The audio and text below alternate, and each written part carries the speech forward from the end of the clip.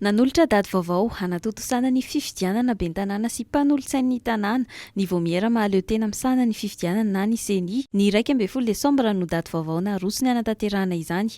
Mbola mila maka ny hevitra ny filakevi-panjakana ny amin'ity daty ity satria tsy anaty vanim-potoana ny maintany fanaovana fifidianana ity daty vaovao ity hoy Soavandriamartafika Papakateny eo anivon'ny seni.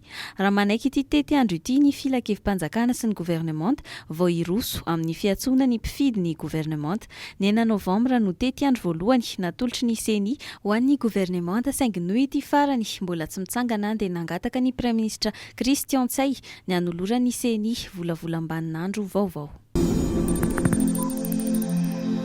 Andrasana amin'ny farany ity herinandro ity ireo taratasy-panadinana bakalorea avy amin'ireo foibe mpanadinana rehetra. Ao amin'ny faritany Mahajanga amin'ny herinandro ambony no heverina hanombohana ny fitsarana ireo taratasy-panadinana ireo araka ny tompona andraikitra amin'ny oniversite any an-toerana. Samy manana ny fandaharam-potoanany ny oniversite tsirairay amin'ny fandaminana ny fitsarana ny taratasy-panadinana bakalorea ho an'ny Toamasina dia efa nanambara izy ireo fa ezahany hivoaka anatin'ny 2 volana ny valim-panadinana bakalorea.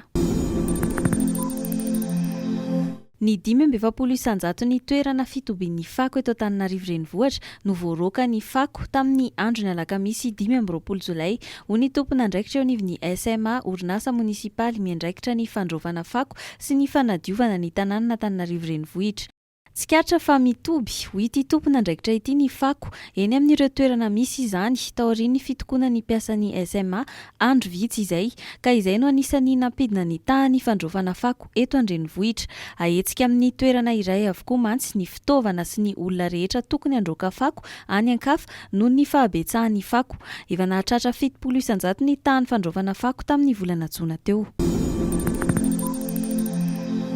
Marary 100 hatramin'ny 700 isanandro no kendrena hisitraka ny fitsaboana taon'ilay sambo hôpitaly Sinoa Arche de la Paix. Nigadina tao Atsirana nandroany ity sambo hôpitaly ity ka hanolotra fitsaboana maimaimpoana ho an'ny mponina any an-toerana mandritra ny herinandro. Manomboka androany 19 Jolay izany hatramin'ny voalohan'ny volana Aogositra izao. Anio alina no atao ny lanonam-panokafana ny lalao olimpika ao Paris eo amin'ny reniranon'ny Seine.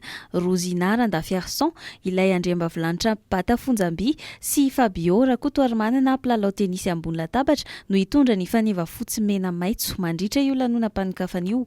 Atleta malagasy 7 avy amin'ny taranja lomano tenisy ambony latabatra, haltérophilie, judo ary atletisma no mandray anjara amin'ny lalao olimpika. Miisa 13 kosa ny mpikambana amin'ny délégation malagasy manatrika ny lalao olimpika.